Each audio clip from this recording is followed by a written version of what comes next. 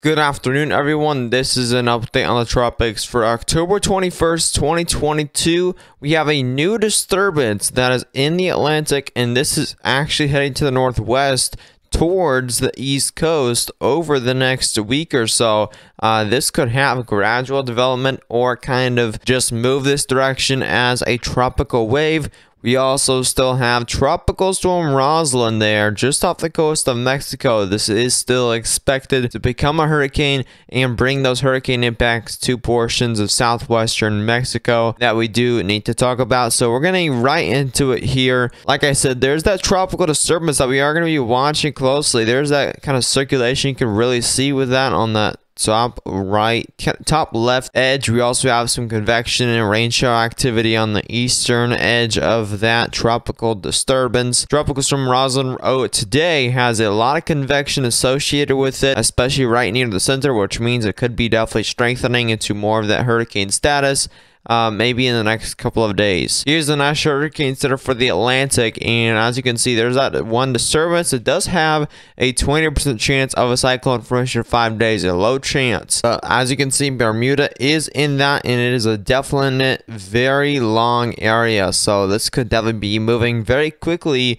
So it could have that lesser chance of developing into anything. You're going to have to continue to watch it, because if there are pockets of favorable wind shear, that definitely could have a chance at development later on in its lifetime. And here we're looking at the 925 millibar vorticity. It definitely has, again, a lot of circulation today.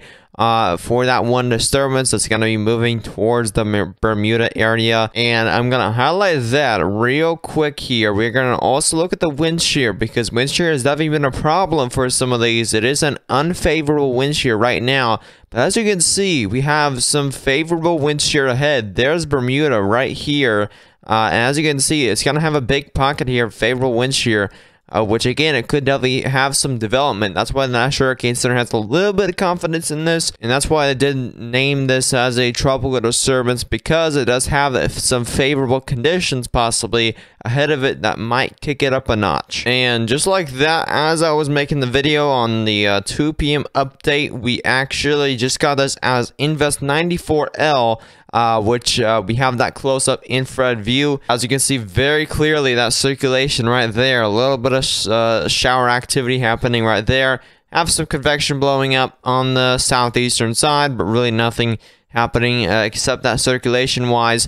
With that, of course, satellite imagery. We just had the intensity ionus come out because it did get to the Invest 94L status, and this is expected to become a tropical storm. According to the intensity guidance, this isn't a forecast, but as you can see, all these models have it making it as a tropical storm strength, even a stronger tropical storm strength. So that means we could see Tropical Storm Lisa in the upcoming days. You will definitely have to watch that very closely, as that does head towards the east coast direction. As you can see, some of these models do bring it very close to the east coast. That pretty much goes right over Bermuda.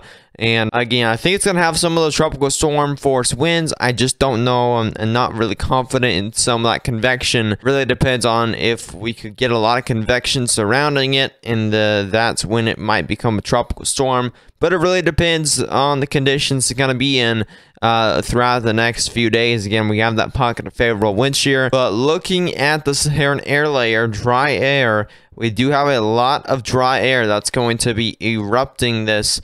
As you can see here, a massive pocket of dry air that's going to be just tearing a lot of that convection apart, which is going to prevent it from becoming more of a stronger storm as of right now.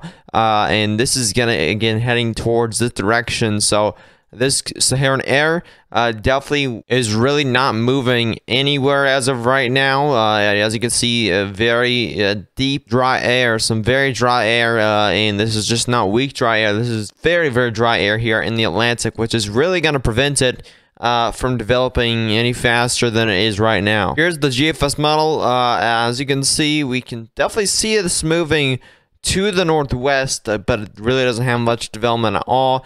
We have also another tropical wave later on this weekend, even around tomorrow. We could definitely see a lot of circulation with it, possibly there just off the coast of Florida and the Carolinas. That also is another tropical system bringing some of that rainfall to the southeast. And again, we are also going to be talking about a new storm that's going to bring a lot of rainfall to portions of the South and the Midwestern United States. And there's also another tropical system that's going to be really nearing the East Coast. We have a lot of tropical systems that are very interesting, that are just kind of very weak, rainy systems. And that's when we get to the later GFS model, which is very climactic at times. So as you can see, we're looking at the European model again, as we always do.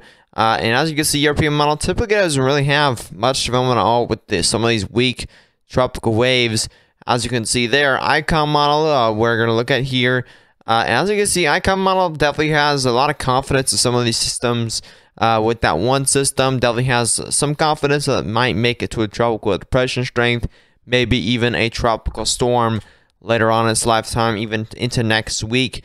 And that's when it curves off to the north, kind of teases the East Coast there. We're going to have to watch this tropical disturbance over the next week here for maybe development later on in its lifetime. But again, that dry air and might just keep it from developing into a tropical storm until later on in its lifetime, eventually exiting that dry air. But again, it's going to be having that favorable wind shear, and also mainly what's keeping it down as that tropical wave is the dry air. We will keep you updated with more of these videos.